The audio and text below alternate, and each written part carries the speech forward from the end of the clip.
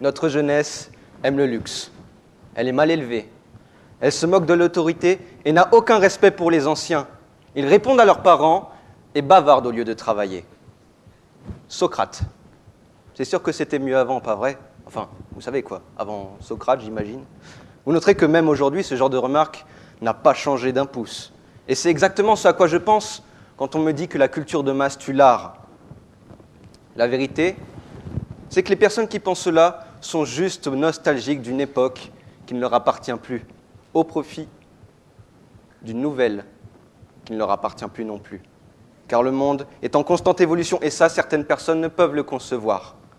Car le temps fait plus de vieillards que de sages. Mais entrons dans le vif du sujet. La culture de masse tue-t-elle vraiment l'art?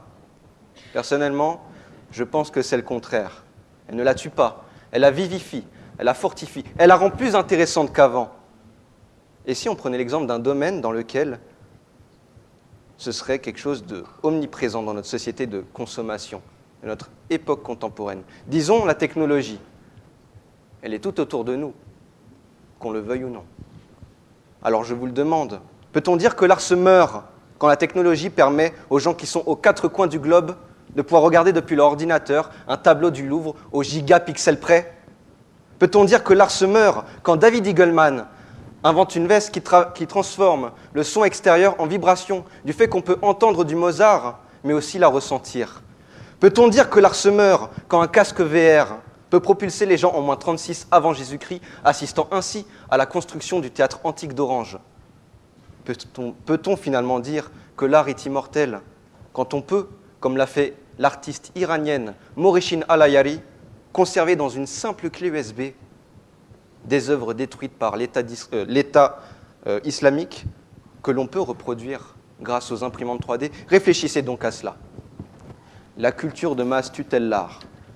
Cette question n'a aucun sens. Ce qu'il faut retenir de l'art, vous étiez prêt à l'entendre, donc je le dis. Il n'y a rien de plus subjectif que l'art.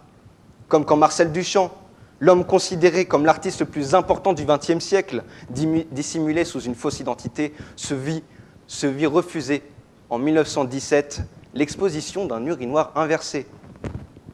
Car on l'a trouvé laide, provocante et sans aucune technique, jusqu'à ce que l'on se rende compte qu'il s'agissait de Marcel Duchamp. Scandale dans la presse. Quand l'identité fut révélée, les pères de Marcel retournèrent très vite leur veste. L'art nous dépasse, car il est ancré en chacun de nous.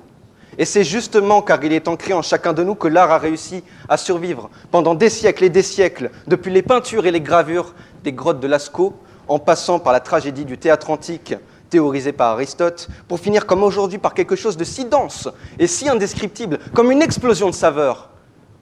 Des petites douceurs que l'on choisit, à peine, tellement le banquet est immense.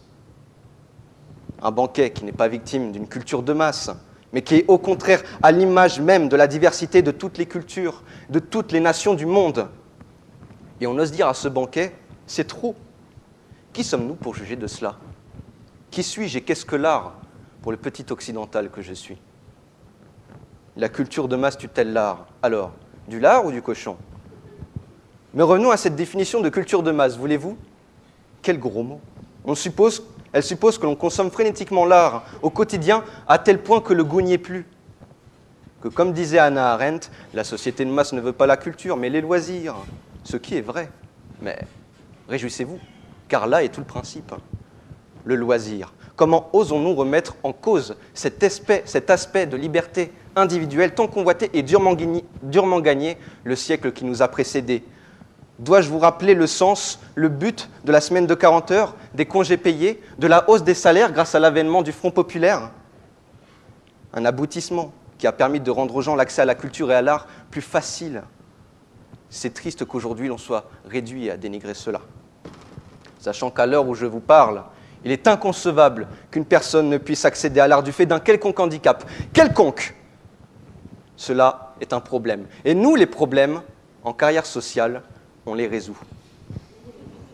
Oui, ça fait chevalier blanc dit comme ça, c'est vrai. Mais quand on voit les inégalités, les injustices, où partout régnant maître l'esprit de rivalité, la volonté de domination, la sauvagerie des soi-disant civilisés, comme disait Jean Rostand, ces gens qui prônent l'art, dite légitime. Ces gens ne veulent qu'une chose, la guerre. Car la conquête parle, car elle se fait par les armes et par les arts. Jusqu'ici, pas de lézard?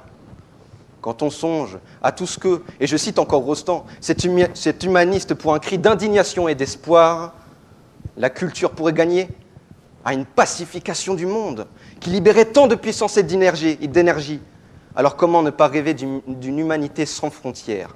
L'art par le peuple, pour le peuple, j'ai nommé la démocratie culturelle. L'art et la culture, l'un ne va pas sans l'autre, aussi massive soit-elle. Et c'est l'une des seules choses qui puissent nous réunir dans ce monde qui se veut le seul possible. Alors, si même après tout ça, vous croyez encore que la culture de masse tue l'art, je vous conseille une chose, une seule, de ne jamais vous approcher des enfants.